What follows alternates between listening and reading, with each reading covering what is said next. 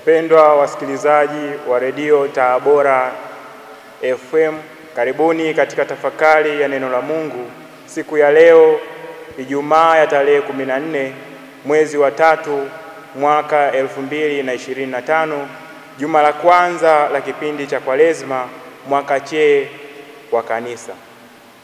Masomo yetu ya leo ni kama ifuatavyo.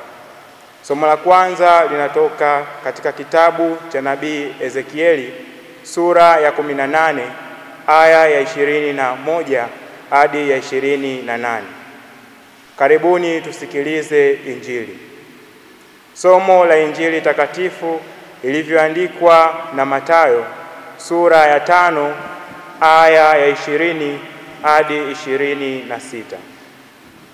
Siku ile Yesu aliwaambia wafuasi wake, maana nawaambia ya kwamba haki yenu isipozidi hiyo haki ya waandishi na Mafarisayo, hamtaingia katika ufalme wa mbinguni.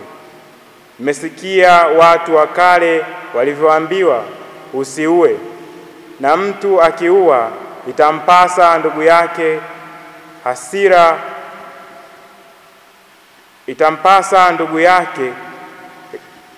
itampasa hukumu. Bali mimi nawaambieni, kila amoneaye ndugu yake hasira itampasa hukumu, na mtu akimfyolea ndugu yake itampasa baraza, na mtu akimwapiza itampasa jehanamu ya moto. Basi ukileta sadaka yako madhabahuni, na huku ukikumbuka ya kuwa ndugu yako ana neno juu yako, iache sadaka yako mbele ya madhabahu, uende zako upatane kwanza na ndugu yako, kisha urudi uitoe sadaka yako. Patana na mshtaki wako upesi wakati uwapo pamoja naye njiani, yule mshtaki asije akakupeleka kwa kadhi, na kazi akakupeleka kwa askari, ukatupwa gerezani. Amini na kuambia, utoki humo kamwe hata uishe kuilipa senti ya mwisho. Neno la Bwana. Sifa kwako, e Kristo. Karibuni sasa tusikilize tafakari. Ndugu wa Kristo wenzangu, kutokana na Injili hii tuliyosikia, kuna mambo matatu msingi ambayo tunajifunza, nayo ni kutenda haki ya kweli, upatanisho na upendo wa kweli. Yesu anasema kwamba haki yetu inapaswa kuzidi ile ya waandishi na Mafarisayo ili tuweze kuingia katika ufalme wa mbinguni. Waandishi na Mafarisayo walishika sheria za dini kwa nje tu, yaani neno kwa neno, bila kujali moyo wa sheria hiyo. Yesu anatualika sisi kuzingatia haki ya kweli ambayo inatoka moyoni na kuonesha upendo wa ndani kwa Mungu na jirani, na hivi kuonesha tofauti kati yetu na waandishi na Mafarisayo.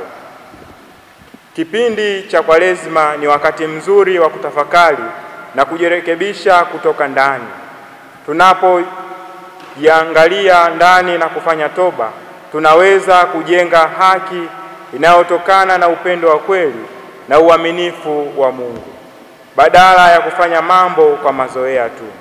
Pia Yesu anasisitiza umuhimu wa upatanisho kwa kusema, kama tunatoa sadaka na tukakumbuka kwamba ndugu yetu ana neno nasi, tuache sadaka yetu na kwanza tupatane naye. Hii inaonyesha kwamba Mungu anatilia mkazo zaidi undugu na upatanisho ndani ya moyo kabla ya sadaka za nje. Upatanisho na amani ni muhimu sana katika kujenga jamii yetu yenye umoja. Tunapaswa kutafuta njia za kuondoa migogoro na kujenga uhusiano mzuri na jirani, familia na marafiki. Katika kipindi hiki cha Kwaresma, tunaalikwa kufanya upatanisho na wale ambao hatupatani nao. Kabla ya kutoa sadaka zetu, tunapaswa kuhakikisha tunayo amani na ndugu zetu. Hivyo, huu ni wakati wa kutafuta msamaha na kurudisha uhusiano mzuri na wengine. Yesu anasema tena kwamba hata hasira bila sababu ni hatari kama kuua. Anapinga pia matusi na dharau kwa ndugu zetu. Tunapaswa kuepuka hasira na matusi na kujenga utamaduni wa kuheshimu na upendo kati yetu. Jamii yetu inapaswa kujengwa juu ya misingi ya upendo na heshima.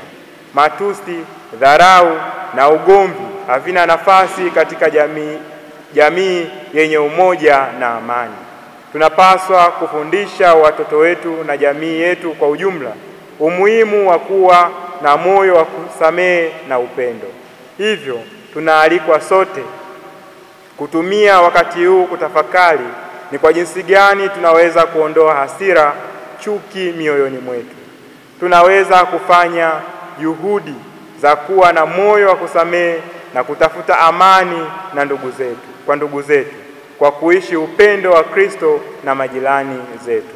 Mwisho, niseme tena kuwa katika kipindi hiki cha Kwaresima tunapata nafasi ya kujitafakari na kufanya toba ya kweli ili kutafuta amani na upatanisho kati yetu na wenzetu.